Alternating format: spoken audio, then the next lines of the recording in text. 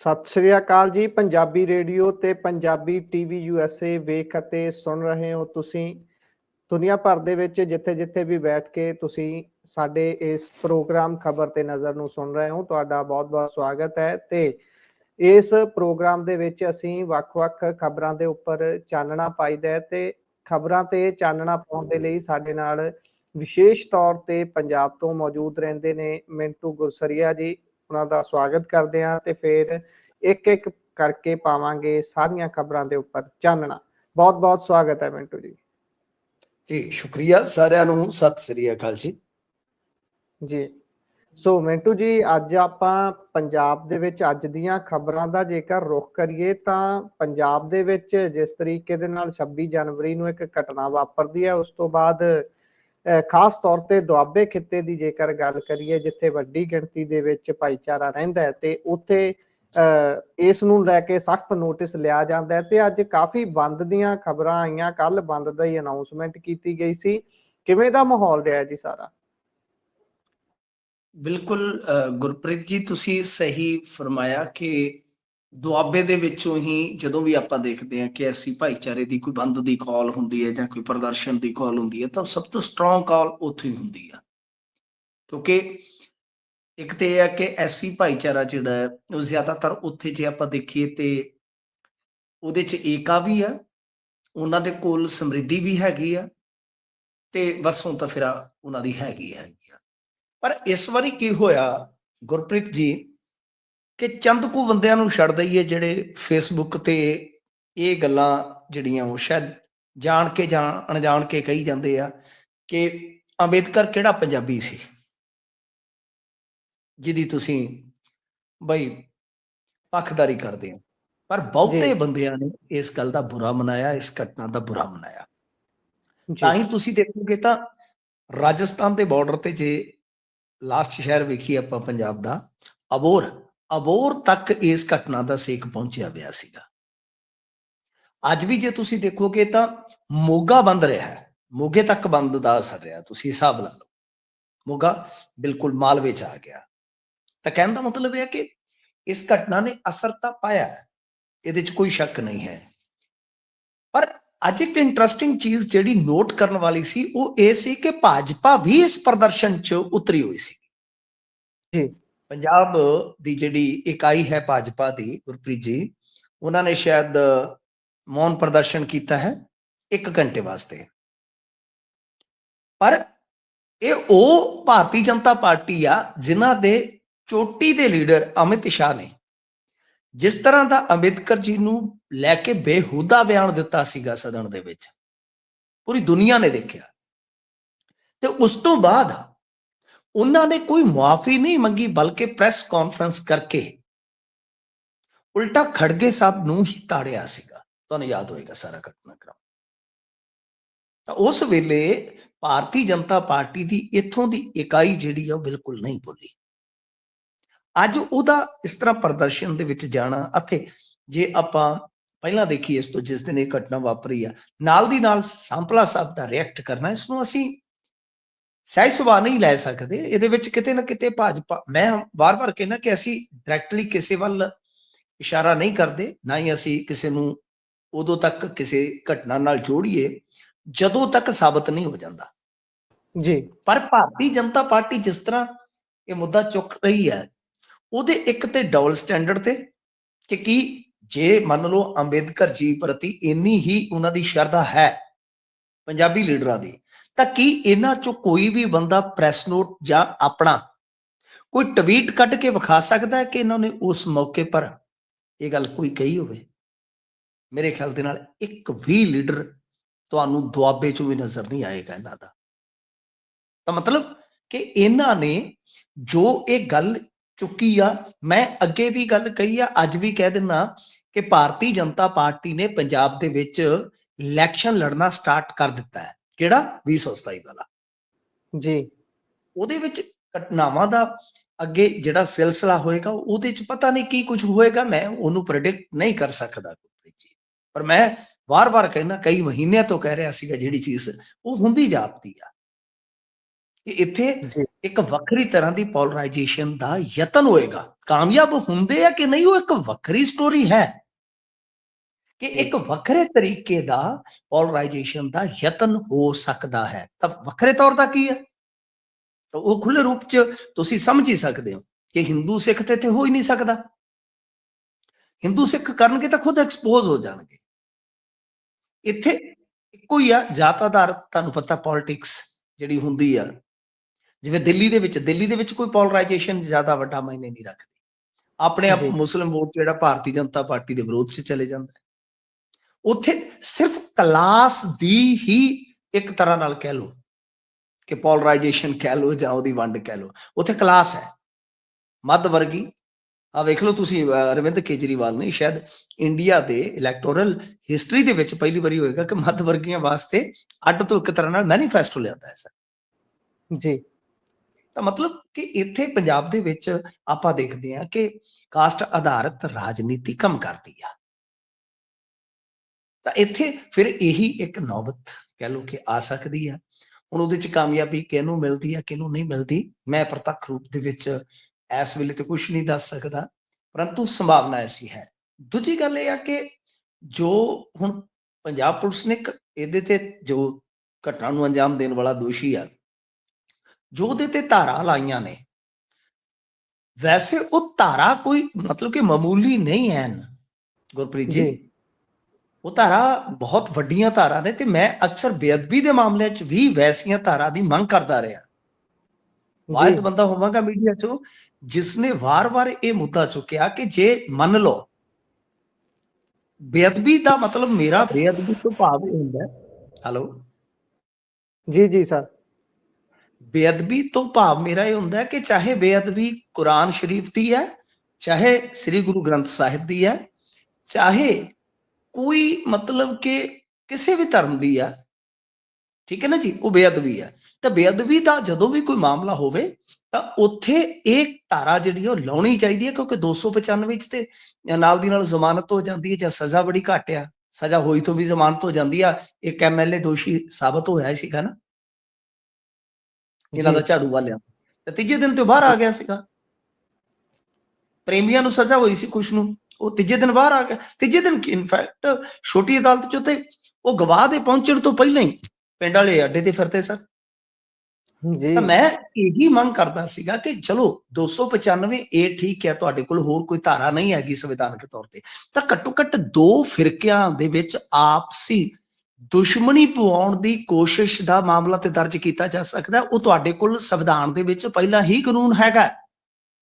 ਤਾਂ ਇੱਥੇ ਇਸ ਤਰ੍ਹਾਂ ਦੀਆਂ ਧਾਰਾ ਲਗਾ ਦਿੱਤੀਆਂ ਗਈਆਂ ਕਿਉਂਕਿ ਇਹਨਾਂ ਨੂੰ ਪਤਾ ਸੀਗਾ ਕਿ ਮਾਮਲਾ ਜਿਹੜਾ ਉਹ ਬਹੁਤ ਉੱਤੋਂ ਤੱਕ ਜਾਏਗਾ, ਹਾਈ ਪ੍ਰੋਫਾਈਲ ਬਣੇਗਾ, ਕਿਉਂਕਿ ਇੱਥੋਂ ਦੀ ਸਰਕਾਰ ਤੁਹਾਨੂੰ ਪਤਾ ਹੈ ਅੰਬੇਦਕਰ ਜੀ ਨੂੰ ਰੋਲ ਮਾਡਲ ਮੰਨ ਕੇ ਚੱਲਦੀ ਹੈ।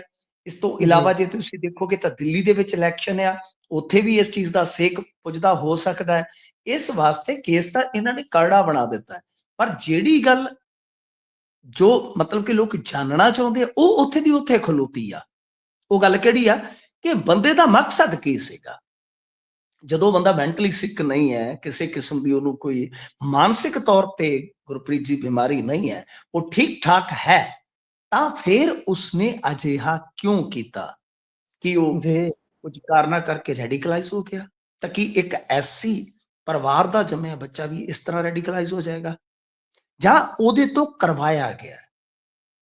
ਸੋ ਇਹ ਜਿਹੜੀ ਕਿਉਂ ਹੈ, ਇਸ ਚੀਜ਼ ਦਾ ਕੋਈ ਸਪਸ਼ਟ ਤੌਰ ਤੇ ਸਰਕਾਰ ਜਾਂ ਕਹਿ ਲਓ ਕਿ ਸਾਡੀ ਪੁਲਿਸ ਜਵਾਬ ਨਹੀਂ ਦੇ ਪਾਈ।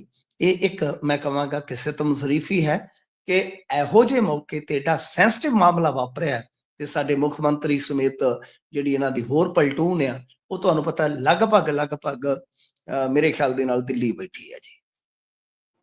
ਜੀ ਸੋ ਵੇਖਦੇ ਆ ਇਸ ਮੁੱਦੇ ਤੇ ਬਣਦਾ ਕੀ ਹੈ। ਪਰ ਜਿਸ ਤਰੀਕੇ ਦੇ ਨਾਲ ਪ੍ਰਤੀਕਰਮ ਆ ਰਹੇ ਨੇ ਜਾਂ ਜਿਸ ਤਰੀਕੇ ਬੰਦ ਦੀਆਂ ਕਾਲਾਂ ਦਿੱਤੀਆਂ ਗਈਆਂ ਸੀ, ਉਹ ਅੱਜ ਨੇਪਰੇ ਚੜੀਆਂ ਨੇ। ਸੋ ਅੱਗੇ ਗੱਲ ਕਰੀਏ ਜੀ, ਰਾਮ ਰਹੀਮ ਨੂੰ ਪੈਰੋਲ ਮਿਲੀ ਹੈ ਤੇ ਹਨੀਪ੍ਰੀਤ ਹੁਣੀ ਖੁਦ ਲੈਣ ਪਹੁੰਚੇ ਨੇ ਜੇਲ੍ਹ ਤੋਂ, ਤੇ ਬੜਾ ਰੌਲਾ ਚੱਲਦਾ ਜੀ ਕਿ ਛਤਰਪਤੀ ਜਿਹੜੇ ਪੱਤਰਕਾਰ ਸੀ ਉਹਨਾਂ ਦਾ ਕਤਲ ਹੁੰਦਾ ਹੈ, ਫਿਰ ਸਾਧਵੀਆਂ ਵਾਲਾ ਮਾਮਲਾ ਹੈ, ਫਿਰ ਬਿਨਾਂ ਕੰਸੈਂਟ ਤੋਂ ਸੇਵਾਦਾਰਾਂ ਦੇ ਸਰੀਰ ਨਾਲ ਛੇੜਛਾੜ ਦਾ ਮਾਮਲਾ ਹੈ। ਇੰਨੇ ਸੰਗੀਨ ਜੁਰਮ, ਪਰ ਲਗਾਤਾਰ ਆਏ ਦਿਨ। ਹੁਣ ਤਾਂ ਮੈਨੂੰ ਲੱਗਦਾ ਕਿ ਖਬਰ ਵੀ ਪਤਾ ਨਹੀਂ ਕਿੰਨੀ ਵਾਰੀ ਰਿਪੀਟ ਕਰ ਚੁੱਕੇ ਹੋਵਾਂਗੇ, ਹਰ ਵਾਰੀ ਬਾਹਰ, ਹਰ ਵਾਰੀ ਬਾਹਰ। ਕੀ ਕਹੋਗੇ ਇਸ ਤੇ? ਮੈਂ ਤਾਂ ਕਦੇ ਕਦੇ ਸੋਚਦਾ ਗੁਰਪ੍ਰੀਤ ਜੀ ਕਿ ਇਹ ਹੈਰਾਨਗੀ ਹੁੰਦੀ ਹੈ ਮੈਨੂੰ ਕਿ ਇਹਨੂੰ ਹੁਣ ਤੱਕ ਇਹਨਾਂ ਨੇ ਪੱਕੀ ਰਿਹਾਈ ਕਿਉਂ ਨਹੀਂ ਦਿੱਤੀ। ਜੀ। ਔਰ ਉਹਦਾ ਕਾਰਨ ਵੀ ਮਤਲਬ ਕਿ ਮੈਨੂੰ ਆਪਣੀ ਗੱਲ ਦਾ ਜਵਾਬ ਵੀ ਮਿਲ ਜਾਂਦਾ ਹੈ ਕਿ ਇਸ ਮਾਮਲੇ ਦੇ ਵਿੱਚ ਜੇ ਤੁਸੀਂ ਦੇਖੋਗੇ ਜਿਹੜੇ ਤੁਸੀਂ ਮਾਮਲੇ ਗਿਣਾਏ ਆ ਤਾਂ ਉਹਦੇ ਵਿੱਚ ਇਹ ਮਾਮਲੇ ਹੀ ਹਾਈ ਕੋਰਟ ਜਾਂ ਸੁਪਰੀਮ ਕੋਰਟ 'ਚ ਹੈ ਜੀ। ਕਿਉਂਕਿ ਮੈਂ ਇਹਨਾਂ ਚੀਜ਼ਾਂ ਤੋਂ ਜਾਣੂ ਆ। ਜੇ ਮਾਮਲੇ ਵੀ ਛੋਟੀਆਂ ਕੋਰਟਾਂ 'ਚ ਹੁੰਦੇ ਤਾਂ ਮੇਰੇ ਖਿਆਲ ਦੇ ਨਾਲ ਹੁਣ ਤੱਕ ਇਹ ਕੰਮ ਵੀ ਹੋ ਚੁੱਕਾ ਹੁੰਦਾ। ਕਿਉਂ? ਕਿਉਂਕਿ ਰਣਜੀਤ ਸਿੰਘ ਵਾਲਾ ਮਾਮਲਾ ਉਹ ਸੁਪਰੀਮ ਕੋਰਟ 'ਚ ਲੈ ਕੇ ਬਰੀ ਹੋਏ ਤੇ ਮੈਂ ਵਾਰ-ਵਾਰ ਕਹਿੰਦਾ ਕਿ ਇਹਨੇ ਪੱਕੀ ਰਿਹਾਈ ਲੈ ਜਾਣੀ ਆ। ਜੇ ਮੰਨ ਲਓ ਸੁਪਰੀਮ ਕੋਰਟ 'ਚੋਂ ਰਣਜੀਤ ਸਿੰਘ ਵਾਲਾ ਕੇਸ ਦੇ ਹੱਕ 'ਚ ਆ ਗਿਆ ਡੇਰੇ ਮੁਖੀ ਦੇ, ਕਿਉਂਕਿ ਅੱਗੇ ਵੀ ਮੈਂ ਪ੍ਰਵੀਨ ਜੀ ਦੇ ਨਾਲ ਸਾਰੀ ਆਡੀਅנס ਨੂੰ ਇਹ ਚੀਜ਼ਾਂ ਕਲੀਅਰ ਕਰਕੇ ਦੱਸੀਆਂ ਸੀਗੀਆਂ ਕਿ ਕੇਸ ਕਿਹੜੇ-ਕਿਹੜੇ ਤੇ ਕਿੱਥੇ ਖਲੋਤੇ ਨੇ। ਜਿਹੜਾ ਤੁਸੀਂ ਕਹਿ ਰਹੇ ਹੋ ਕਿ ਖੱਸੀ ਕਰਨ ਵਾਲਾ ਸੀਗਾ, ਨਿਪੁੰਸਕ ਬਣਾਉਣ ਵਾਲਾ ਮਾਮਲਾ, ਉਹ ਹਾਲੇ ਕੋਈ ਟ੍ਰਾਇਲ 'ਚ ਨਹੀਂ ਚੱਲਿਆ। ਉਹ ਵਿੱਚ ਹੀ ਆ, ਉਹ ਰੱਦੂ ਬੱਦੂ ਆ, ਉਹਨੂੰ ਨਾ ਹੀ ਗਿਣੋ ਤੁਸੀਂ। ਦੂਜੀ ਗੱਲ ਉਹ ਕੇਸ ਕੋਈ ਵੱਡਾ ਕੇਸ ਨਹੀਂ ਹੈ ਜੇ ਇਹਨਾਂ ਦੇ ਮੁਕਾਬਲੇ ਦੇਖੋਗੇ, ਹਾਲਾਂਕਿ ਵੱਡਾ ਕੇਸ ਹੈ ਪਰ ਸਜ਼ਾ ਦੇ ਮਾਮਲੇ 'ਚ ਦੰਡਾਤਮਕ ਜਿਹੜਾ ਕਾਨੂੰਨ ਹੁੰਦਾ ਨਾ ਉਹ ਦੇਖਣਾ ਹੁੰਦਾ ਹੈ। ਉਹ ਕਤਲ ਤੋਂ ਵੱਡਾ ਕੋਈ ਨਹੀਂ ਹੁੰਦਾ, ਰੇਪ ਤੋਂ ਵੱਡਾ ਕੋਈ ਨਹੀਂ ਹੁੰਦਾ। ਤਾਂ ਉਹ ਉਹਦੇ ਤੇ ਲੱਗ ਚੁੱਕੇ ਆ ਤੇ ਸਾਬਤ ਵੀ ਹੋ ਚੁੱਕੇ ਆ। ਤਾਂ ਯਾਨੀ ਇੱਕ ਰਣਜੀਤ ਸਿੰਘ ਵਾਲਾ ਕੇਸ ਹੋ ਗਿਆ, ਕਿ ਛਤਰਪਤੀ ਵਾਲਾ ਕੇਸ ਹੋ ਗਿਆ, ਸਾਧਵੀਆਂ ਵਾਲਾ ਹੋ ਗਿਆ, ਤਿੰਨਾਂ 'ਚ ਸਜ਼ਾ ਹੀ ਆਪਦਾ। ਰਣਜੀਤ ਸਿੰਘ ਵਾਲੇ ਕੇਸ 'ਚ ਤਾਂ ਬਰੀ ਹੋ ਗਿਆ ਉਹ, ਤੇ ਜਿਹੜੇ ਦੋ ਬਕਾਇਆ ਕੇਸ ਨੇ ਉਹ ਤੇ ਸੁਣਵਾਈ ਤੇ ਲੱਗ ਗਿਆ ਫਿਰ ਹਾਈ ਕੋਰਟ ਦੇ ਵਿੱਚ। ਕੁਝ ਸਾਲਾਂ ਦੀ ਅਪੀਲ ਜਿਹੜੀ ਹੈ ਉਹ ਨਿਕਲ ਆਈ ਹੈ। ਇਹ ਚਮਤਕਾਰ ਹੈ ਜੀ। ਤੇ ਜੇ ਉਹ ਦੋਵੇਂ ਕੇਸ ਵੀ ਬੈਕ ਟੂ ਬੈਕ ਉਹ ਲੈ ਜਾਂਦਾ ਹੈ ਤੇ ਫਿਰ ਇਸ ਤੋਂ ਬਾਅਦ ਸੁਪਰੀਮ ਕੋਰਟ ਉਹਦੇ ਹੱਕ 'ਚ ਫੈਸਲਾ ਦੇ ਦਿੱਤਾ, ਰਿਹਾਈ ਤਾਂ ਹੋ ਗਈ ਜੀ। ਤੇ ਇਸ ਕਰਕੇ ਮੈਂ ਤੇ ਮਤਲਬ ਕਿ ਕੋਈ ਹੈਰਾਨ ਨਹੀਂ ਹੋਊਗਾ, ਕਿਉਂਕਿ ਰਣਜੀਤ ਸਿੰਘ ਵਾਲੇ ਮਾਮਲੇ 'ਚ ਸਾਨੂੰ ਅਗਾਊ ਪਤਾ ਲੱਗ ਗਿਆ ਸੀਗਾ ਕਿ ਬਰੀ ਹੋਣ ਜਾ ਰਿਹਾ। ਤਾਂ ਇਹੀ ਚੀਜ਼ ਆ ਕਿ ਦੇਖੋ ਇਹ ਸਾਫ਼ ਹੈ, ਸਪਸ਼ਟ ਹੈ ਕਿ ਭਾਰਤੀ ਜਨਤਾ ਪਾਰਟੀ ਉਹਦੇ ਤੋਂ ਕੰਮ ਲੈ ਰਹੀ ਆ। ਵੇਖੋ ਹੁਣ ਟਾਈਮਲਾਈਨ ਦੇਖੋ, ਹਰਿਆਣੇ ਦੇ ਵਿੱਚ ਵਿਧਾਨ ਸਭਾ ਦਾ ਇਲੈਕਸ਼ਨ ਹੋਇਆ ਤਦ ਪੈਰੋਲ, ਸਥਾਨਕ ਸਰਕਾਰਾਂ ਦਾ ਇਲੈਕਸ਼ਨ ਹੁੰਦਾ ਤਦ ਪੈਰੋਲ, ਪੰਚਾਇਤੀ ਇਲੈਕਸ਼ਨ ਹੁੰਦਾ ਤਦ ਪੈਰੋਲ, ਰਾਜਸਥਾਨ 'ਚ ਵਿਧਾਨ ਸਭਾ ਦਾ ਇਲੈਕਸ਼ਨ ਹੁੰਦਾ ਤਦ ਪੈਰੋਲ, ਪੰਜਾਬ ਦੇ ਵਿੱਚ ਵਿਧਾਨ ਸਭਾ ਦਾ ਇਲੈਕਸ਼ਨ ਹੁੰਦਾ ਤਦ ਪੈਰੋਲ, ਦਿੱਲੀ 'ਚ ਵਿਧਾਨ ਸਭਾ ਦਾ ਇਲੈਕਸ਼ਨ ਹੈ ਤਦ ਪੈਰੋਲ। ਜਿੱਥੇ ਜਿੱਥੇ ਉਸ ਦਾ ਪ੍ਰਭਾਵ ਹੈ ਉਸ ਨੂੰ ਵਰਤਿਆ ਜਾਂਦਾ ਹੈ ਸਭ। ਸੋ ਲਿਹਾਜ਼ਾ ਹੁਣ ਕਿੰਨਾ ਕੁ ਪ੍ਰਭਾਵ ਪਊਗਾ ਪਤਾ ਨਹੀਂ ਹੈ ਇਸ ਗੱਲ ਦਾ ਦਿੱਲੀ ਦੇ ਇਲੈਕਸ਼ਨ ਤੇ, ਪਰੰਤੂ ਐਤਕੀ ਸਰਸੇ ਦੇ ਵਿੱਚ ਉਹਦਾ ਆ ਜਾਣਾ, ਸਰਸੇ ਡੇਰੇ 'ਚ ਆ ਜਾਣਾ, ਤਾਂ ਜਿਵੇਂ ਆਪਾਂ ਗੱਲਾਂ ਕਰ ਰਹੇ ਹਾਂ ਇਹ ਕਿਤੇ ਨਾ ਕਿਤੇ ਉਹਨਾਂ ਗੱਲਾਂ ਨੂੰ, ਉਹਨਾਂ ਸੰਭਾਵਨਾਵਾਂ ਨੂੰ ਹੋਰ ਵੀ ਮਜ਼ਬੂਤ ਕਰ ਦਿੰਦਾ ਹੈ। ਸਰਸੇ ਦੇ ਵਿੱਚ ਆ ਜਾਣਾ, ਕਿਉਂਕਿ ਅੱਗੇ ਜਿੰਨੀਆਂ ਵੀ ਪੈਰੋਲ ਕੱਟੀਆਂ ਇਸਨੇ ਉਹ ਸਾਰੀਆਂ ਪੈਰੋਲ ਭਾਗਵਤ ਦੇ ਵਿੱਚ ਕੱਟੀਆਂ, ਤਾਂ ਇਸ ਵਾਰੀ ਸਰਸੇ ਆ ਜਾਣਾ ਤੇ ਹਨੀਪ੍ਰੀਤ ਦਾ ਉਚੇਚੇ ਜਾ ਕੇ ਲੈ ਕੇ ਆਉਣਾ ਤੇ ਸਰਕਾਰ ਵੱਲੋਂ ਬਹੁਤ ਗੁਪਤ ਰੱਖ ਲੈਣਾ ਇਸ ਮਾਮਲੇ ਨੂੰ, ਕਿਤੇ ਨਾ ਕਿਤੇ ਸਾਫ਼ ਸੰਕੇਤ ਆ ਕਿ ਆਉਣ ਵਾਲੇ ਸਮੇਂ ਦੇ ਵਿੱਚ ਇਹ ਚੀਜ਼ਾਂ ਜਿਹੜੀਆਂ ਮੈਂ ਤੁਹਾਨੂੰ ਦੱਸ ਰਿਹਾ ਤੇ ਬਹੁਤ ਲੰਬਾ ਸਮਾਂ ਪਹਿਲਾਂ ਦੱਸੀਆਂ ਵੀ ਨੇ ਕਿ ਇਹ ਵਾਪਰਦੀਆਂ ਨਜ਼ਰ ਆ ਸਕਦੀਆਂ ਨੇ ਆਉਣ ਵਾਲੇ ਸਮੇਂ 'ਚ। ਜੀ। ਸੋ ਅੱਗੇ ਵਧਦੇ ਹਾਂ, ਗੱਲ ਕਰਦੇ ਹਾਂ ਅੰਮ੍ਰਿਤਸਰ ਦੀ ਹੀ ਇੱਕ ਵਾਰ ਮੁੜ ਤੋਂ। ਅੰਮ੍ਰਿਤਸਰ ਦੇ ਵਿੱਚ ਸਾਰੇ ਰੌਲੇ ਰੱਪੇ ਦੇ ਦਰਮਿਆਨ ਜਿੱਥੇ ਜਿਹੜੇ ਰਾਜਾ ਵੜਿੰਗ ਹੁਣੀ ਨੇ ਤੇ ਐਲਓਪੀ ਸਾਹਿਬ ਵੀ ਜਾ ਕੇ ਥਾਪੀਆਂ ਮਾਰਦੇ ਨਜ਼ਰ ਤਾਂ ਆ ਰਹੇ ਸੀ, ਪਰ ਉੱਥੇ ਮੇਅਰ ਨੇ ਗੱਦੀ ਸੰਭਾਲ ਲਈ ਹੈ ਤੇ ਆਮ ਆਦਮੀ ਪਾਰਟੀ ਦੇ ਮੇਅਰ ਬਣ ਗਏ ਨੇ। ਤੇ ਕੀ ਹੈ ਜੀ ਸਾਰਾ ਮਾਜਰਾ? ਕਈ ਵਾਰ ਕਬੱਡੀ ਦੇ ਵਿੱਚ ਕਈ ਖਿਡਾਰੀਆਂ ਨੂੰ ਥਾਪੀ ਮਾਰਨ ਦੀ ਆਦਤ ਹੁੰਦੀ, ਉਹ ਥਾਪੀਆਂ ਹੀ ਮਾਰੀ ਜਾਂਦੇ ਆ, ਸੁੱਟ ਉਹਨਾਂ ਨੂੰ ਦੂਜਾ ਬੰਦਾ ਹਰੇਕ ਵਾਰੀ ਲੈਂਦਾ ਹੈ ਜੀ। ਤਾਂ ਇਦਾਂ ਹੀ ਆ ਕਿ ਕਾਂਗਰਸ ਦਾ ਹਾਲ ਇਹ ਆ ਕਿ ਥਾਪੀਆਂ ਜ਼ਿਆਦਾ ਮਾਰਦੇ ਨੇ ਤੇ ਇਹਨਾਂ ਦੀ ਹਿੱਕ ਤੇ ਪਿੱਠ ਜ਼ਿਆਦਾ ਥਾਪੜੀ ਜਾਂਦੀ ਹੈ, ਧੌਲ ਧੱਪਾ ਇਹਨਾਂ ਨੂੰ ਜ਼ਿਆਦਾ ਹੋ ਜਾਂਦਾ ਹੈ। ਇਹ ਮੈਂ ਇਸ ਵਾਸਤੇ ਕਹਿ ਰਿਹਾ, ਮਾਫ ਕਰਨਾ, ਕੋਈ ਇਹਨਾਂ ਨੂੰ ਧੌਲ ਧੱਪਾ ਸੱਚੀਓ ਨਹੀਂ ਹੁੰਦਾ ਕਿ ਹਰੇਕ ਵਾਰੀ ਇਹ ਬਾਜੀ ਜਿਹੜੀ ਹਾਰ ਜਾਂਦੇ ਆ। ਦੇਖੋ 85 ਦਾ ਹਾਊਸ ਸੀਗਾ ਅੰਮ੍ਰਿਤਸਰ, ਉਹਦੇ 'ਚ 40-42 ਤੇ ਜਿੱਤੀ ਬੈਠੇ ਸੀ, 2-4 ਬੰਦੇ ਇਹਨਾਂ ਦੇ ਆਪਣੇ ਇਧਰ ਉਧਰ ਗਏ ਸੀ, ਉਹਨਾਂ ਨੂੰ ਵਾਪਸ ਤੱਕ ਕੀ ਦੇਣਾ ਸੀ, ਉਲਟਾ ਇਹ ਧੜੇ ਆਪਸ 'ਚ ਲੜ ਪਏ। ਕਿ ਮੇਅਰਸ਼ਿਪ ਮੇਰੀ ਹੋਵੇ। ਹੁਣ ਜਦੋਂ ਤੁਸੀਂ ਇਸ ਲੜਾਈ ਦੇ ਵਿੱਚ ਉਲਝ ਜਾਵੋ ਕਿ ਤੁਹਾਨੂੰ ਜਿਹੜੇ ਟੌਪ ਦੇ ਲੀਡਰ ਆ ਉਹ ਮਨਾਉਣ ਆਉਣ, ਤਾਂ ਦੇਖੋ ਸੱਤਾਧਾਰੀ ਧਿਰ ਕੋਲ ਤੇ ਗੇਮ ਬਹੁਤ ਜ਼ਿਆਦਾ ਹੱਦ ਤੱਕ ਹੁੰਦੀ ਆ ਨਾ, ਤਾਂ ਫਿਰ ਉਹ ਅਗਲੇ ਗੇਮ ਪਾ ਗਏ। ਦੂਜੀ ਗੱਲ ਕਿ ਉੱਥੇ ਜੋ ਹੋਇਆ ਮੇਰੇ ਖਿਆਲ ਦੇ ਨਾਲ ਸਾਨੂੰ ਥੋੜਾ ਜਿਹਾ ਤਕਨੀਕੀ ਤੌਰ ਤੇ ਉਹ ਸਮਝਣਾ ਚਾਹੀਦਾ ਕਾਂਗਰਸੀ ਰੌਲਾ ਕਿਸ ਗੱਲ ਦਾ ਪਾ ਰਹੇ ਨੇ। ਦੇਖੋ ਕੱਲ ਜੋ ਹੋਇਆ, ਮੇਅਰ ਦੀ ਜਦੋਂ ਚੋਣ ਹੋਣੀ ਸੀ ਤਾਂ ਸਭ ਤੋਂ ਪਹਿਲਾਂ ਭਾਟੀਆ ਸਾਹਿਬ ਨੂੰ ਪ੍ਰਪੋਜ਼ਡ ਕੀਤਾ ਗਿਆ, ਯਾਨੀ ਪ੍ਰਸਤਾਵਿਤ ਕੀਤਾ ਗਿਆ, ਨਾਲ ਦੀ ਨਾਲ ਬਣ ਗਿਆ ਹੋ ਗਈ, ਤੇ ਉਹਨਾਂ ਨੇ ਸੀਨੀਅਰ ਡਿਪਟੀ ਮੇਅਰ ਤੇ ਡਿਪਟੀ ਮੇਅਰ ਉਹ ਨਿਯੁਕਤ ਕਰਤੇ ਬੀਬੀਆਂ। ਪਰ ਕਾਇਦੇ ਦੇ ਮੁਤਾਬਕ ਇਹ ਦੱਸਿਆ ਜਾਂਦਾ ਹੈ ਕਿ ਕਾਂਗਰਸ ਨੂੰ ਸਭ ਤੋਂ ਪਹਿਲਾਂ ਮੇਅਰ ਪ੍ਰਸਤਾਵਿਤ ਕਰਨ ਦਾ ਹੱਕ ਸੀ, ਤਾਂ ਫਿਰ ਇਹ ਹੱਕ ਕਿਵੇਂ ਗਿਆ? ਆਮ ਆਦਮੀ ਪਾਰਟੀ ਇਸ ਤੇ ਇੱਕ ਆਰਗੂ ਦਿੰਦੀ ਹੈ, ਉਹ ਕਹਿੰਦੀ ਹੈ ਕਿ ਦੇਖੋ ਜੀ ਗੱਲ ਇਹ ਆ ਕਿ ਇਹ ਆਪਦਾ ਬਹੁਮਤ ਗਵਾ ਚੁੱਕੇ ਸਨ, ਸਾਡੇ ਕੋਲ ਬਹੁਮਤ ਸੀਗਾ। ਹੁਣ ਇਹ ਬਹੁਮਤ ਕਿਵੇਂ ਆ? ਕਿਉਂਕਿ ਕੱਲ MP ਔਜਲਾ ਸਾਹਿਬ ਨੇ ਪੱਤਰਕਾਰਾਂ ਦੇ ਸਾਹਮਣੇ ਗਿਣਤੀ ਕਰਾ ਦਿੱਤੀ ਕਿ ਤੁਹਾਡੇ ਸਾਹਮਣੇ 41 ਤੇ ਸਾਡੇ ਆ ਬੈਠੇ ਤੇ 3 ਸਾਡੇ ਨਾਲ ਕਾਲੀ ਆ, ਤੇ 7 ਜਿਹੜੇ ਭਾਜਪਾ ਦੇ ਆ ਉਹ ਤਾਂ ਹਾਊਸ ਦੇ ਵਿੱਚ ਹੈ ਹੀ ਨਹੀਂ ਸੀ, ਉਹ ਵਾਕ ਓਵਰ ਕਰ ਗਏ, ਤੇ 85 ਚੋਂ 7 ਦਾ ਅੰਕੜਾ ਤੇ ਥੱਲੇ ਉਹ ਆ ਗਿਆ ਸਿੱਧਾ, ਤੇ ਬਹੁਮਤ ਕਿਹਦੇ ਕੋਲ ਹੋਇਆ ਬਈ? ਹੁਣ ਇਹਨਾਂ ਗੱਲਾਂ ਦਾ ਨਿਤਾਰਾ ਕਿੱਦਾਂ ਹੁੰਦਾ ਗੁਰਪ੍ਰੀਤ ਜੀ? ਨਿਤਾਰਾ ਏਦਾਂ ਹੁੰਦਾ ਕਿ ਵੱਡੀ ਧਿਰ ਨੂੰ ਤੁਸੀਂ ਪਹਿਲਾਂ ਕਹੋ ਕਿ ਭਾਈ ਤੁਸੀਂ ਟਰਾਈ ਕਰ ਲਓ, ਠੀਕ ਹੈ ਨਾ ਜੀ, ਤਾਂ ਉੱਥੇ ਪਤਾ ਲੱਗ ਜਾਂਦਾ ਕਿ ਬਹੁਮਤ ਕਿਸ ਕੋਲ ਹੈ। ਜੇ ਉਹ ਬਹੁਮਤ ਸਿੱਧ ਨਾ ਕਰ ਪਾਉਂਦੇ ਤਾਂ ਫਿਰ ਇਟ ਮੀਨ ਕਿ ਉਹਨਾਂ ਦੇ ਕੋਲ ਹੈ ਨਹੀਂ, ਤਾਂ ਇਹ ਆਪਦੀ ਟਰਾਈ ਕਰਦੇ। ਤਾਂ ਖੈਰ ਇਹ ਦੋਵਾਂ ਦੀਆਂ ਆਪੋ ਆਪਣੀਆਂ ਦਲੀਲਾਂ ਸੀਗੀਆਂ। ਉਸ ਤੋਂ ਬਾਅਦ ਅੱਜ ਕੀ ਹੁੰਦਾ ਹੈ ਕਿ ਅੱਜ CCTV ਕੈਮਰੇ ਤੋੜਨ ਦਾ ਜਾਂ ਚੋਰੀ ਕਰਨ ਦਾ ਕਾਉਂਸਲਰਾਂ ਤੇ ਪਰਚਾ ਕੱਟ ਦਿੱਤਾ ਜਾਂਦਾ ਹੈ, ਤੇ ਕਮਾਲ ਇਸ ਗੱਲ ਦੀ ਹੈ ਕਿ ਪਰਚਾ ਅਣਪਛਾਤੇ ਕਾਉਂਸਲਰਾਂ ਤੇ ਕੱਟਿਆ ਗਿਆ। ਸਰ ਕੋਈ ਕਾਉਂਸਲਰ ਵੀ ਅਣਪਛਾਤਾ ਹੋ ਸਕਦਾ ਜੀ? ਜੇ ਕਿਸੇ ਨੇ ਕੁਝ ਵਧੀਕੀ ਕੀਤੀ ਆ, ਕੋਈ ਕਾਨੂੰਨ ਤੋੜਿਆ, ਅੱਗੇ ਪੁਲਿਸ ਅਣਪਛਾਤੀ, ਉਹ ਹਿਸਟਰੀ ਦੇ ਵਿੱਚ ਦਰਜ ਆ ਕਿ ਪੰਜਾਬ 'ਚ ਪੁਲਿਸ ਵੀ ਅਣਪਛਾਤੀ ਆ, ਤਾਂ ਮੇਰੇ ਖਿਆਲ ਦੇ ਨਾਲ ਇਹ ਵੀ ਇਤਿਹਾਸ ਹੀ ਬਣਨਾ ਸੀ ਕਿ ਹੁਣ ਕਾਉਂਸਲਰ ਵੀ ਜਿਹੜੇ ਚੁਣੇ ਹੋਏ ਨੇ ਉਹ ਵੀ ਭਾਈ ਅਣਪਛਾਤੇ ਹੋ ਗਏ ਨੇ। ਤਾਂ ਹੁਣ ਇਹ ਮਾਮਲਾ ਮੇਰੇ ਖਿਆਲ ਦੇ ਨਾਲ ਕੋਰਟ ਕਚਹਿਰੀ 'ਚ ਵੀ ਜਾ ਸਕਦਾ, ਜੈਸਾ ਕਿ ਇਹਨਾਂ ਨੇ ਕਿਹਾ ਵੀ ਹੈ ਕਾਂਗਰਸੀਆਂ ਨੇ। ਪਰ ਆਮ ਆਦਮੀ ਪਾਰਟੀ ਨੇ ਜਿਸ ਤਰ੍ਹਾਂ ਦਾ ਉੱਥੇ ਕੰਮ ਕੀਤਾ, ਉਹ ਤੇ ਕੁੰਵਰ ਵਿਜੇ ਪ੍ਰਤਾਪ ਹੀ ਰੋ ਰਹੇ ਹੋ, ਕਿਉਂਕਿ ਉਹਨਾਂ ਨੇ ਆਜ਼ਾਦ ਬੰਦੇ ਖਿਲਾਰੇ ਸੀ ਕੁਛ, ਉਹ ਕਹਿੰਦੇ ਮੇਰੇ ਬੰਦੇ ਵੀ ਖਰੀਦੋ ਫਰੋਖਤ ਦਾ ਸ਼ਿਕਾਰ ਹੋ ਗਏ ਨੇ। ਤਾਂ ਤੁਸੀਂ ਸਮਝ ਸਕਦੇ ਹੋ ਉੱਥੇ ਕੀ ਚੱਲ ਰਿਹਾ ਜੀ। ਲੁਧਿਆਣੇ 'ਚ ਕੀ ਹੋਇਆ, ਫਗਵਾੜੇ 'ਚ ਕੀ ਹੋਇਆ, ਤੇ ਜੇ ਤੁਸੀਂ ਦੇਖੋਗੇ ਤਾਂ ਭੋਗਪੁਰ ਕੀ ਹੋਇਆ, ਭੋਗਪੁਰ ਵੀ ਤੁਹਾਡੇ ਪਰੇ ਨੇੜੇ ਹੈ ਜੀ। ਇਹਨਾਂ ਸਾਰੀਆਂ ਥਾਵਾਂ ਤੇ, तमाम ਥਾਵਾਂ ਤੇ ਹੋਇਆ ਕੀ ਨਹੀਂ ਹੈ। ਸੋ ਇਸ ਕਰਕੇ ਆਮ ਆਦਮੀ ਪਾਰਟੀ ਨੇ ਸਿਧਾਂਤ, ਅਸੂਲ ਉਹ ਤੇ ਸਭ ਸਿੱਕੇ ਤੇ ਦੂਜੀਆਂ ਪਾਰਟੀਆਂ ਵਾਂਗੂ ਟੰਗ ਹੀ ਦਿੱਤੇ ਆ, ਪਰ ਇੱਥੇ ਬੁਨਿਆਦੀ ਤੌਰ ਤੇ ਸਵਾਲ ਜਿਹੜਾ ਕਾਂਗਰਸੀਆਂ ਨੂੰ ਵੀ ਹੋਵੇਗਾ ਕਿ 85 ਚੋਂ 40, ਔਰ ਕਮਾਲ ਦੀ ਗੱਲ ਹੈ ਗੁਰਪ੍ਰੀਤ ਜੀ ਕਿ ਆਮ ਆਦਮੀ ਪਾਰਟੀ ਦਾ 85 ਦੇ ਸਦਨ ਵਾਲੇ ਜਿਹੜੇ ਨੰਬਰ ਚੋਂ ਇਹਨਾਂ ਦਾ ਤਾਂ ਸ਼ਾਇਦ 24 ਸੀਗਾ, ਤਾਂ ਤੁਸੀਂ ਹਿਸਾਬ ਲਾ ਲਓ 24 + 7 ਕਰ ਦਿਓ, ਕਿਉਂਕਿ 7 ਵਿਧਾਇਕ ਵੀ ਤਾਂ ਵੋਟ ਕਰਦੇ ਆ ਨਾ, 24 + 7 31 31।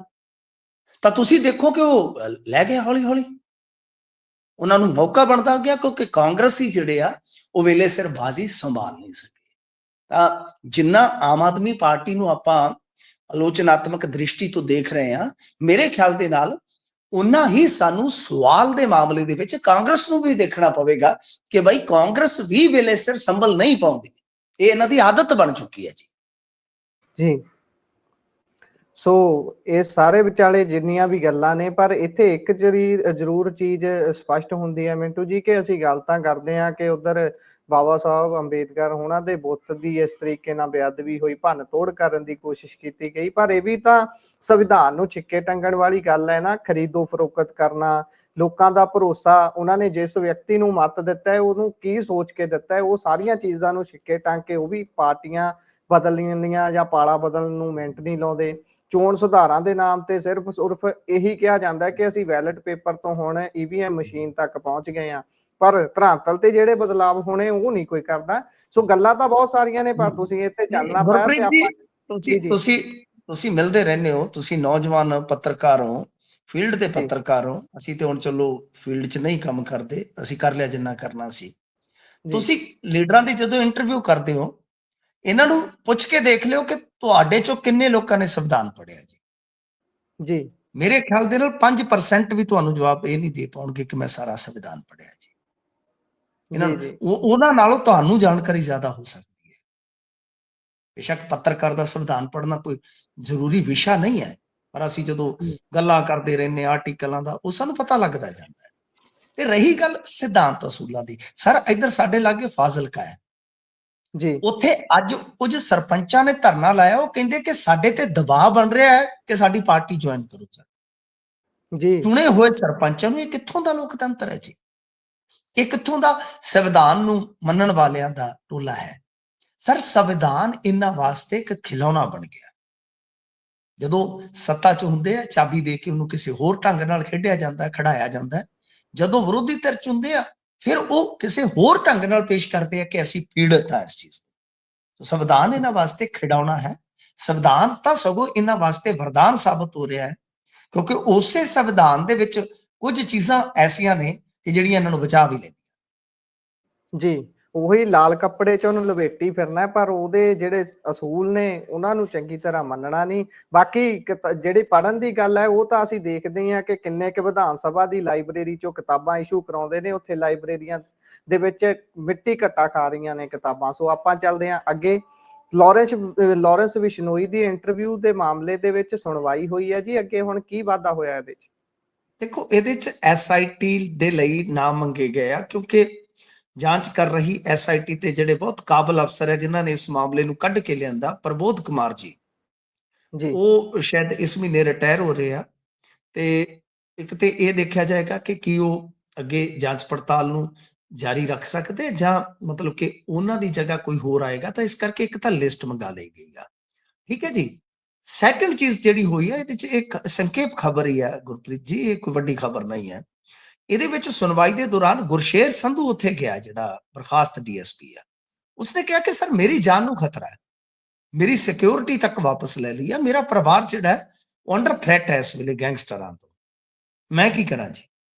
ਤਾਂ ਉਹਨਾਂ ਨੇ ਸੁਣਵਾਈ ਕਰਨ ਤੋਂ ਹੀ ਇਨਕਾਰ ਕਰ ਦਿੱਤਾ ਕਿ ਤੇਰੀ ਕੋਈ ਸੁਣਵਾਈ ਨਹੀਂ।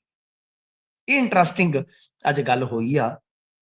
ਪਰ ਜੀ ਗੁਰਸ਼ੇਰ ਸੰਧੂ, ਤੁਹਾਨੂੰ ਪਤਾ ਹੀ ਆ ਕਿ ਇਸ ਵੇਲੇ ਬਰਖਾਸਤ ਵੀ ਹੈ ਤੇ ਫਰਾਰ ਵੀ ਆ, ਅੰਡਰਗਰਾਉਂਡ ਵੀ ਆ। ਤਾਂ ਉਹਨੇ ਚਾਰਾਜੋਈ ਜਾ ਕੇ ਜ਼ਰੂਰ ਕੀਤੀ ਹੈ, ਪਰ ਕੋਰਟ ਨੇ ਉਹਦਾ ਜਿਹੜਾ ਗਰਾਊਂਡ ਸੀਗਾ ਸਿਕਿਉਰਿਟੀ ਵਾਲਾ, ਉਸਨੂੰ ਮੰਨਣ ਤੋਂ ਇਨਕਾਰ ਕਰ ਦਿੱਤਾ। ਬਸ ਇਹੀ ਦੋ ਅਪਡੇਸ਼ਨ ਨੇ ਇਸ ਮਾਮਲੇ ਦੇ। ਇੱਕ ਤਾਂ ਨਾ ਮੰਗੇ ਕਿ ਨਵੇਂ SIT ਦੇ ਵਿੱਚ ਪ੍ਰਬੋਧ ਕੁਮਾਰ ਜੀ ਤੋਂ ਬਾਅਦ ਕੌਣ ਹੋ ਸਕਦੇ ਆ। ਸੈਕਿੰਡ, ਕਿ ਗੁਰਸ਼ੇਰ ਸੰਧੂ ਨੇ ਜੋ ਜਾ ਕੇ ਉੱਥੇ ਚਾਰਾਜੋਈ ਕੀਤੀ ਸੀ, ਉਸਨੂੰ ਨਾਮਨਜ਼ੂਰ ਕਰ ਦਿੱਤਾ ਗਿਆ ਜੀ। ਜੀ ਗੁਰਸ਼ੇਰ ਸੰਧੂ ਹੋਣੀ ਵੀ ਕਹਿੰਦੇ ਵੇਰਿਆ ਫਿਰਦਾ ਹੈ, ਤੇ ਦੇਖੋ ਕੀ ਬਣਦਾ ਹੈ। ਅੱਗੇ ਚੱਲਦੇ ਹਾਂ। ਮਮਤਾ ਦੇ ਮਹਾਮੰਡਲੇਸ਼ਵਰ ਬਣਨ ਤੇ ਵਿਵਾਦ ਹੋਇਆ ਜੀ, ਇਹ ਕੀ ਮਾਮਲਾ ਹੈ ਸਾਰਾ? ਦੇਖੋ, ਮਮਤਾ ਕੁਲਕਰਨੀ ਇੱਕ, ਜਦੋਂ ਅਸੀਂ ਜਵਾਨੀ 'ਚ ਹੁੰਦੇ ਸੀ, ਇੱਕ ਬੜੀ ਫੇਮਸ ਐਕਟਰੈਸ ਸੀਗੀ। ਤੁਸੀਂ ਅਦਾਕਾਰਾ ਮੁਸਕਰਾ ਜੀ। ਰਹੇ ਹੋ, ਜਦੋਂ ਅਸੀਂ ਜਵਾਨੀ 'ਚ ਹੁੰਦੇ ਸੀ ਵੀ ਚਲ ਯਾਦ ਰਹਿ ਜਾਂਦੀ ਹੈ, ਠੀਕ ਹੈ ਜੀ। ਤਾਂ ਗੱਲ ਇਹ ਆ ਕਿ ਮਮਤਾ ਕੁਲਕਰਨੀ ਆਈਟਮ Song ਵੀ ਇੱਕ ਕੀਤਾ ਸੀ, ਸ਼ਾਇਦ ਸਨੀ ਦਿਓਲ ਦੀ ਫਿਲਮ ਦੇ ਵਿੱਚ। ਬਾਅਦ ਦੇ ਵਿੱਚ ਮਮਤਾ ਕੁਲਕਰਨੀ ਕੁਝ ਡਰੱਗ ਦੇ ਮਾਮਲੇ 'ਚ ਘਿਰ ਗਈ ਸੀ। ਹਾਲਾਂਕਿ ਉਸ ਮਾਮਲੇ ਦੇ ਵਿੱਚ ਫਿਰ ਇਸ ਨੂੰ ਕਲੀਨ ਚਿੱਟ ਮਿਲ ਗਈ, ਉਹ ਇੱਕ ਵੱਖਰਾ ਵਿਸ਼ਾ। ਬਸ ਮੈਂ ਸਿਰਫ ਤੁਹਾਨੂੰ ਥੋੜਾ ਜਿਹਾ ਬੈਕਗ੍ਰਾਉਂਡ ਦੱਸ ਦਿੰਦਾ। ਉਸ ਤੋਂ ਬਾਅਦ ਇਹ ਗਾਇਬ ਹੋ ਜਾਂਦੀ। ਗਾਇਬ ਤੋਂ ਭਾਵ ਹੈ ਕਿ ਸ਼ਾਇਦ ਇੰਡੀਆ ਤੋਂ ਬਾਹਰ ਸੀਗੀ। ਜਦੋਂ ਇਹਦਾ ਨਿਬੜ ਗਿਆ ਮਾਮਲਾ, ਉਦੋਂ ਹੀ ਇਹ ਆਈ ਸੀਗੀ। ਤਾਂ ਜਿਹੜਾ ਮਾਮਲਾ ਸੀਗਾ ਡਰੱਗ ਵਾਲਾ, ਕਾਫੀ ਤਗੜਾ ਮਾਮਲਾ ਸੀਗਾ। ਤਾਂ ਖੈਰ, ਉਸ ਤੋਂ ਬਾਅਦ ਹੁਣ ਇਹਦੀ ਅਚਾਨਕ ਕਹਿ ਲਓ ਕਿ ਐਂਟਰੀ ਹੁੰਦੀ ਹੈ ਕਿੰਨਰ ਅਖਾੜੇ ਦੇ ਮਹਾਮੰਡਲੇਸ਼ਵਰ ਦੇ ਤੌਰ ਤੇ। ਹੁਣ ਪਹਿਲਾ ਵਿਵਾਦ ਹੀ ਇੱਥੇ ਪੈਦਾ ਹੋ ਜਾਂਦਾ ਹੈ ਕਿ ਜਿਸ ਅਖਾੜੇ ਦਾ ਨਾਮ ਹੀ ਕਿੰਨਰ ਅਖਾੜਾ ਹੈ, ਉਹਦੇ ਵਿੱਚ ਕਿਸੇ ਫੀਮੇਲ ਦੀ, ਯਾਨੀ ਐਕਟਰੈਸ ਦੀ ਐਂਟਰੀ ਕਿੱਦਾਂ ਹੋ ਸਕਦੀ ਹੈ? ਜਾਂ ਤਾਂ ਉਹਦਾ ਨਾਂ ਬਦਲਣਾ ਪਊ, ਠੀਕ ਹੈ ਨਾ ਜੀ। ਇੱਕ ਤੇ ਉੱਥੇ ਇਹ ਮਸਲਾ ਉੱਠ ਖੜੋਤਾ ਹੈ, ਤੇ ਦੂਜੇ ਪਾਸੇ ਰਾਮਦੇਵ, ਤੁਹਾਨੂੰ ਪਤਾ ਜਦੋਂ ਰਾਮਦੇਵ ਬੋਲੇ ਤਾਂ ਸਮਝੋ ਉਹਦੇ ਪਿੱਛੇ ਕਈ ਬੋਲਦੇ ਹੁੰਦੇ ਆ। ਹੁਣ ਰਾਮਦੇਵ ਨੇ ਵੀ ਆਵਾਜ਼ ਚੁੱਕਣੀ ਬੁਲੰਦ ਕਰ ਦਿੱਤੀ ਆ, ਤਾਂ ਉਹਨੇ ਤੇ ਇੱਥੋਂ ਤੱਕ ਕਿਹਾ ਹੈ, ਉਹਨਾਂ ਨੇ ਕਿਹਾ ਕਿ ਅਸਲੀ ਕੁੰਭ ਉਹ ਨਹੀਂ ਹੈ ਜਿੱਥੇ ਲੋਕ ਇਸ ਤਰ੍ਹਾਂ ਸੰਤ ਬਣ ਰਹੇ, ਕਿਸੇ ਦੇ ਨਾਮ ਨਾਲ ਬਾਬਾ ਜੋੜਨਾ ਗਲਤ ਹੈ। ਤੇ ਉਹਨਾਂ ਨੇ ਕਿਹਾ ਕਿ ਕੁੰਭ ਦੇ ਵਿੱਚ ਰੀਲਾਂ ਰਾਹੀਂ ਅਸ਼ਲੀਲਤਾ ਫੈਲਾਈ ਜਾ ਰਹੀ ਹੈ, ਇਹ ਵੀ ਗਲਤ ਹੈ। ਤਾਂ ਮਤਲਬ ਇਹ ਆ ਕਿ ਉਹਨਾਂ ਨੇ ਵੀ ਸਵਾਲ ਜਿਹੜਾ ਹੈ ਉਹ ਚੁੱਕ ਦਿੱਤਾ ਹੈ ਇਸ ਗੱਲ ਤੇ। ਤਾਂ ਖੈਰ ਮੈਂ ਤੁਹਾਨੂੰ ਦੱਸਾਂ, ਚਲੋ ਅਸੀਂ ਕਿਸੇ ਧਰਮ ਪ੍ਰਤੀ ਜੀ ਕੋਈ ਜ਼ਿਆਦਾ ਤੇ ਆਪਾਂ ਨਹੀਂ ਬੋਲਦੇ ਹੁੰਦੇ। ਮੇਰਾ ਆਪਣਾ ਕਹਿ ਲਓ ਕਿ ਰੰਗ ਢੰਗ ਆ, ਮੈਂ ਜ਼ਿਆਦਾ ਕਿਸੇ ਵੀ ਧਰਮ ਨੂੰ ਵਿਸ਼ਵਾਸ ਨਹੀਂ ਕਰਦਾ ਕਿ ਅਸੀਂ ਕਿਸੇ ਦੀ ਆਸਥਾ ਤੇ ਕੋਈ ਚੋਟ ਕਰੀਏ। ਪਰ ਸਮੇਂ ਦੇ ਹਿਸਾਬ ਨਾਲ ਕਈ ਵਾਰ ਕੁਝ ਚੀਜ਼ਾਂ ਜਿਹੜੀਆਂ ਨੂੰ ਵਿਵਾਦਤ ਹੋ ਨਿਬੜਦੀਆਂ, ਜਿਵੇਂ ਆਪਾਂ ਦੇਖਿਆ ਅਕਾਲੀ ਰਾਜ ਦੇ ਵਿੱਚ ਗਿਆਨੀ ਗੁਰਬਚਨ ਸਿੰਘ ਤੇ ਕੁਝ ਹੋਰ ਜਥੇਦਾਰਾਂ ਦੀ ਭੂਮਿਕਾ ਉਹ ਵਿਵਾਦਤ ਹੋ ਨਿਬੜੀ।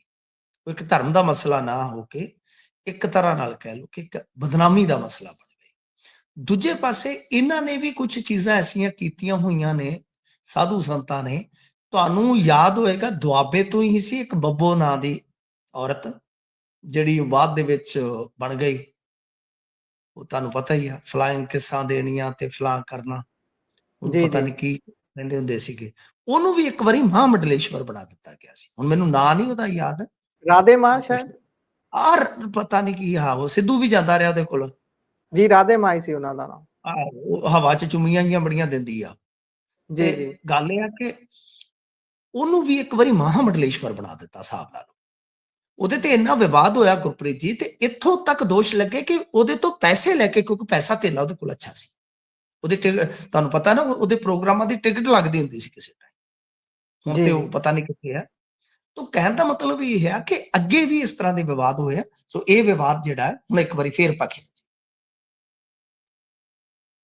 ਜੀ ਸੋ ਅੱਜ ਦੇ ਦਿਨ ਦੀ ਸਾਡੀ ਆਖਰੀ ਖਬਰ ਆਪਾਂ ਲੈਨੇ ਆ ਜੀ। ਦਿੱਲੀ ਦੇ ਵਿੱਚ ਪੂਰਾ ਭਖਿਆ ਹੋਇਆ ਹੈ ਚੋਣ ਅਖਾੜਾ, ਤੇ ਇਸ ਵਿਚਾਲੇ ਰਾਹੁਲ ਗਾਂਧੀ ਨੇ ਕੇਜਰੀਵਾਲ ਨੂੰ ਨਿਸ਼ਾਨੇ ਤੇ ਲਿਆ ਹੈ ਜੀ। ਦੇਖੋ ਅੱਜ ਕਿਤੇ ਨਾ ਕਿਤੇ ਕਹਿ ਲਓ ਕਿ ਰਾਹੁਲ ਗਾਂਧੀ ਰੰਗ 'ਚ ਆ ਗਿਆ, ਕਿਉਂਕਿ ਸਵਾਲ ਖੜੇ ਹੋ ਰਹੇ ਸਨ। ਇਹਨਾਂ ਦਾ ਆਪਣਾ ਕਾਡਰ ਜਿਹੜਾ ਉਦਾਸ ਹੋ ਗਿਆ ਸੀ, ਮਾਯੂਸ ਹੋ ਗਿਆ ਸੀਗਾ।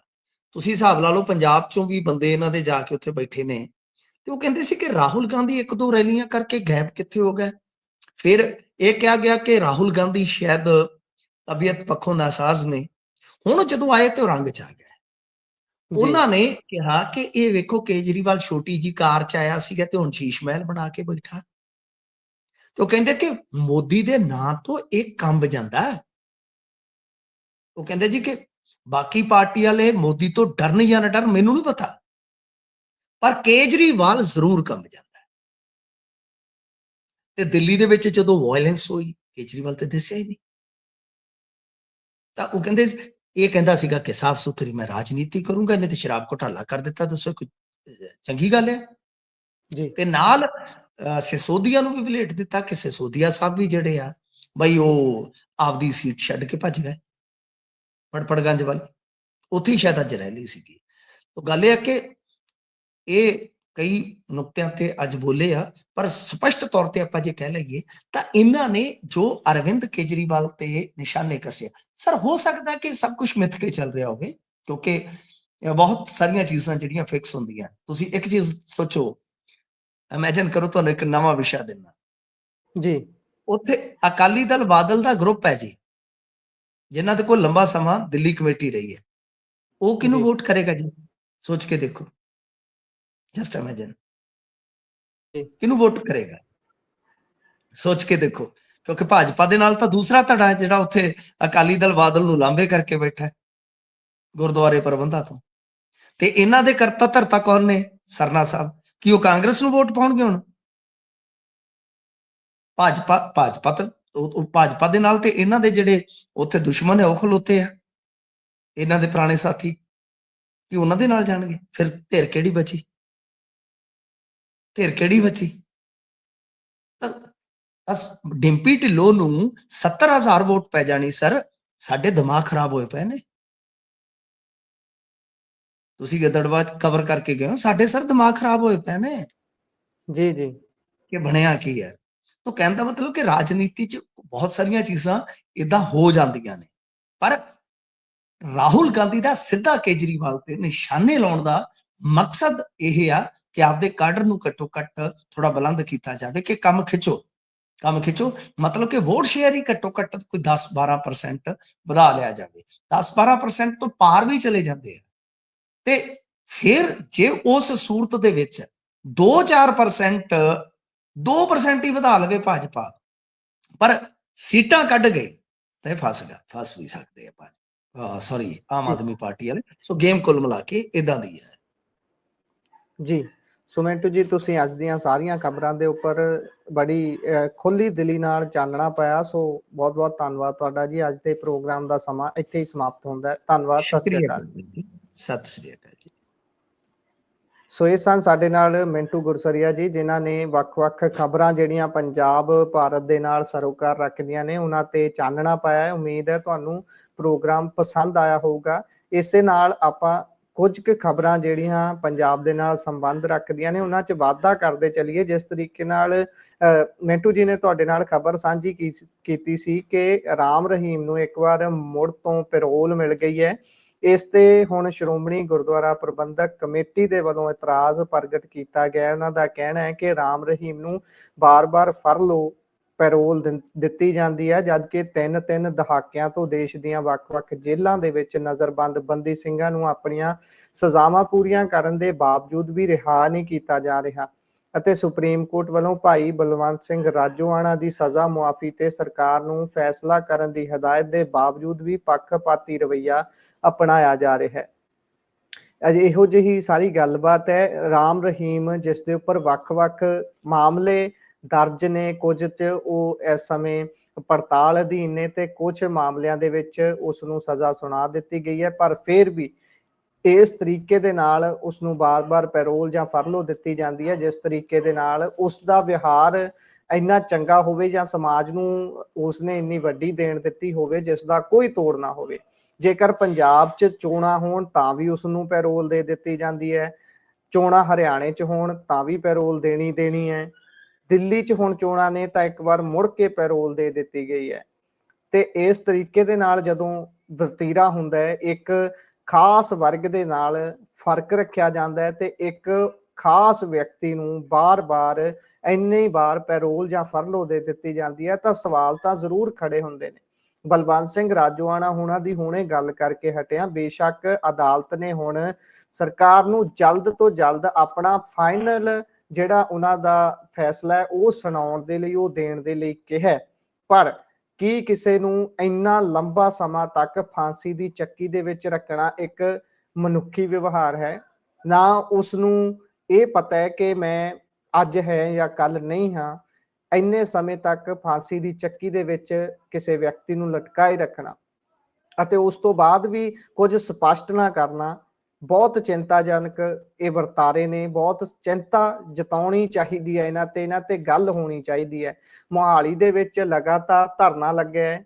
ਸ਼ੁਰੂਆਤੀ ਸਮੇਂ ਦੇ ਵਿੱਚ ਉੱਥੇ ਡਾਰਾਂ ਬੰਨ ਕੇ ਵੱਡੀ ਗਿਣਤੀ ਦੇ ਵਿੱਚ ਜੱਥੇ ਪਿੰਡਾਂ ਤੋਂ ਜਾਂਦੇ ਸੀ, ਪਰ ਅੱਜ ਦੇ ਹਾਲਾਤ ਉੱਥੇ ਇਹ ਨੇ। ਗੱਲ ਕਹਿੰਦੇ ਆ ਸਾਨੂੰ ਸੰਕੋਚ ਨਹੀਂ ਕਰਨਾ ਚਾਹੀਦਾ ਕਿ ਉੱਥੇ ਜਿਹੜੇ ਟੈਂਟ ਲੱਗੇ ਹੋਏ ਸੀ, ਜਿਹੜੀਆਂ ਛੋਟੀਆਂ ਘਰਨੁਮਾ ਚੀਜ਼ਾਂ ਬਣਾ ਕੇ ਉੱਥੇ ਸੰਗਤ ਰਹਿ ਰਹੀ ਸੀ, ਉਹ ਵੀ ਇਸ ਸਮੇਂ ਖੇਰੂ ਹੋ ਰਹੇ ਨੇ। ਬਹੁਤ ਘੱਟ ਗਿਣਤੀ 'ਚ ਸੰਗਤਾਂ ਉੱਥੇ ਮੌਜੂਦ ਨੇ। ਉੱਥੇ ਰਾਜਾ ਰਾਮ ਸਿੰਘ ਜਿਹੜੇ ਹੁਣ ਨਿਹੰਗ ਸਿੰਘ ਨੇ ਉਹਨਾਂ ਦਾ ਜੱਥਾ ਬੈਠਾ ਹੋਇਆ ਹੈ ਤੇ ਉੱਥੇ ਗੁਰੂ ਗ੍ਰੰਥ ਸਾਹਿਬ ਜੀ ਦੇ ਪ੍ਰਕਾਸ਼ ਕੀਤੇ ਹੋਏ ਨੇ ਤੇ ਬਹੁਤ ਘੱਟ ਸੰਗਤ ਹੁੰਦੀ ਹੈ ਆਮ ਦਿਨਾਂ ਦੇ ਵਿੱਚ। ਜੇਕਰ ਕੋਈ ਕਾਲ ਦਿੱਤੀ ਜਾਂਦੀ ਹੈ ਜਾਂ ਫਿਰ ਜਦੋਂ ਪੂਰਾ ਸਾਲ ਹੁੰਦਾ ਹੈ ਤਾਂ ਉਦੋਂ ਹੀ ਕੁਝ ਲੋਕ ਜਾਂਦੇ ਨੇ। ਕਿੱਧਰ ਜਾ ਰਿਹਾ ਹੈ ਸਾਰਾ ਵਰਤਾਰਾ? ਸਾਨੂੰ ਇਸ ਤੇ ਇੱਕ ਵਾਰ ਨਿਗਾਹ ਜ਼ਰੂਰ ਮਾਰਨੀ ਚਾਹੀਦੀ ਹੈ। ਸੋਚਣਾ ਚਾਹੀਦਾ ਹੈ, ਦੇਖਣਾ ਚਾਹੀਦਾ ਹੈ ਕਿ ਹੋ ਅਸਲ ਦੇ ਵਿੱਚ ਕੀ ਰਿਹਾ। ਬੇਸ਼ੱਕ ਅਸੀਂ ਬੁੱਤ ਦੇ ਉੱਪਰ ਕੀਤੇ ਗਏ ਅਪਮਾਨ ਨੂੰ ਲੈ ਕੇ ਗੱਲ ਕਰਦੇ ਹਾਂ, ਸੰਵਿਧਾਨ ਦੇ ਉੱਪਰ ਕੀਤੀਆਂ ਜਾ ਰਹੀਆਂ ਚੋਟਾਂ ਨੂੰ ਲੈ ਕੇ ਗੱਲ ਕਰਦੇ ਹਾਂ, ਪਰ ਜਿਹੜੇ ਆਮ ਨਾਗਰਿਕਾਂ ਦੇ ਉੱਪਰ ਚੋਟਾਂ ਹੋ ਰਹੀਆਂ ਨੇ, ਇੱਕ ਖਾਸ ਧਿਰ ਨੂੰ, ਇੱਕ ਖਾਸ ਵਰਗ ਨੂੰ ਟਾਰਗੇਟ ਕੀਤਾ ਜਾਂਦਾ ਹੈ। ਬੇਸ਼ੱਕ ਉਹ ਵਰਗ ਜਦੋਂ ਆਵਾਜ਼ ਬੁਲੰਦ ਕਰਦਾ ਹੈ ਉਸ ਨੂੰ ਦੱਬਣ ਦੇ ਲਈ ਵੀ ਇਹੋ ਜਿਹੀਆਂ ਸਾਜ਼ਿਸ਼ਾਂ ਕੀਤੀਆਂ ਜਾਂਦੀਆਂ ਨੇ, ਜਿਨ੍ਹਾਂ ਨੂੰ ਕੋਝੀਆਂ ਸਾਜ਼ਿਸ਼ਾਂ ਅਸੀਂ ਕਹਿ ਸਕਦੇ ਹਾਂ ਕਿ ਜਿਸ ਦਾ ਕੋਈ ਤੋੜ ਨਹੀਂ ਹੈ। ਸੋ ਇਸੇ ਨਾਲ ਅਗਲੀ ਖਬਰ ਜਿਹੜੀ ਤੁਹਾਡੇ ਨਾਲ ਸਾਂਝੀ ਕਰ ਲਈ ਹੈ ਉਹ ਜਗਜੀਤ ਸਿੰਘ ਡੱਲੇਵਾਲ ਹੋਣਾ ਦੇ ਨਾਲ ਸੰਬੰਧ ਰੱਖਦੀ ਹੈ। ਡੱਲੇਵਾਲ ਸਾਹਿਬ 64ਵੇਂ ਦਿਨ ਦੇ ਵਿੱਚ ਪਹੁੰਚ ਗਏ ਨੇ ਉਹਨਾਂ ਦਾ ਮਰਨ ਵਰਤ, ਤੇ ਉਹਨਾਂ ਨੇ ਅੱਜ ਬੋਲਦਿਆਂ ਹੋਇਆਂ ਕਿਹਾ ਕਿ ਜਿਹੜਾ ਸਾਂਝਾ ਫੋਰਮ ਬਣਨਾ ਸੀ ਕਿਸਾਨਾਂ ਦਾ ਸਾਂਝਾ ਫਰੰਟ, ਉਸ ਨੂੰ ਬਣਾਉਣ ਵਿੱਚ ਦੇਰੀ ਬਹੁਤ ਹੋ ਰਹੀ ਹੈ। ਉਹਨਾਂ ਨੇ ਇਸ ਤੇ ਚਿੰਤਾ ਜਤਾਈ ਹੈ। ਉਹਨਾਂ ਨੇ ਇਹ ਕਿਹਾ ਕਿ ਮੈਂ ਡਾਕਟਰੀ ਸਹਾਇਤਾ ਦੇ ਨਾਮ ਤੇ ਸਿਰਫ ਡਾਕਟਰੀ ਸਹਾਇਤਾ ਹੀ ਲਈ ਹੈ, ਮੈਂ ਕੁਝ ਖਾਣ ਦੇ ਲਈ ਨਹੀਂ ਕਿਹਾ, ਨਾ ਹੀ ਮੈਂ ਕੁਝ ਖਾ ਰਿਹਾ। ਤੇ ਇਹ ਹੁਣ 14 ਫਰਵਰੀ ਨੂੰ ਜਿਹੜਾ ਇਹਨਾਂ ਨੂੰ ਸਮਾਂ ਮਿਲਿਆ ਹੈ ਗੱਲਬਾਤ ਦਾ, ਉਸ ਤੋਂ ਪਹਿਲਾਂ ਜੇਕਰ ਸਾਂਝਾ ਫਰੰਟ ਦੇ ਵਿੱਚ ਬੈਠ ਕੇ ਕੋਈ ਰਾਏ ਬਣਾ ਲੈਂਦਾ, ਸਾਂਝੀ ਇਕੱਠੇ ਹੋ ਜਾਂਦੇ ਤਾਂ ਬਹੁਤ ਚੰਗਾ ਰਹਿੰਦਾ। ਉਹਨਾਂ ਨੇ ਇਹ ਸਾਰੀ ਗੱਲਬਾਤ ਅੱਜ ਜਦੋਂ ਕੀਤੀ ਹੈ ਤਾਂ ਉਹਨਾਂ ਨੇ ਇਹ ਸਾਰਾ ਕੁਝ ਸਪਸ਼ਟ ਕੀਤਾ ਹੈ। ਸੋ ਖਬਰਾਂ ਇੱਥੇ ਹੀ ਸਮਾਪਤ ਕਰਦੇ ਹਾਂ। ਸੋ ਪ੍ਰੋਗਰਾਮ ਤੁਹਾਨੂੰ ਕਿਹੋ ਜਿਹਾ ਲੱਗਿਆ, ਤੁਸੀਂ ਆਪਣੇ ਵਿਚਾਰ ਰਾਏ ਟਿੱਪਣੀਆਂ ਪੰਜਾਬੀ ਰੇਡੀਓ USA ਤੇ ਪੰਜਾਬੀ TV USA ਦੇ ਵੱਖ-ਵੱਖ ਪਲੇਟਫਾਰਮ ਦੇ ਜ਼ਰੀਏ ਸਾਡੇ ਨਾਲ ਸਾਂਝੇ ਕਰ ਸਕਦੇ ਹੋ। ਸੋ ਜੁੜੇ ਰਹੋ ਪੰਜਾਬੀ ਰੇਡੀਓ ਤੇ ਪੰਜਾਬੀ TV USA ਦੇ ਨਾਲ। ਅਗਲੇ ਪ੍ਰੋਗਰਾਮ ਤੋਂ ਜਲਦ ਤੁਹਾਡੇ ਨਾਲ ਲੈ ਕੇ ਜੁੜਾਂਗੇ। ਤਦ ਤੱਕ ਲਈ ਮੈਨੂੰ ਗੁਰਪ੍ਰੀਤ ਨੂੰ ਦਿਓ ਇਜਾਜ਼ਤ। ਧੰਨਵਾਦ। ਸਤਿ ਸ਼੍ਰੀ ਅਕਾਲ।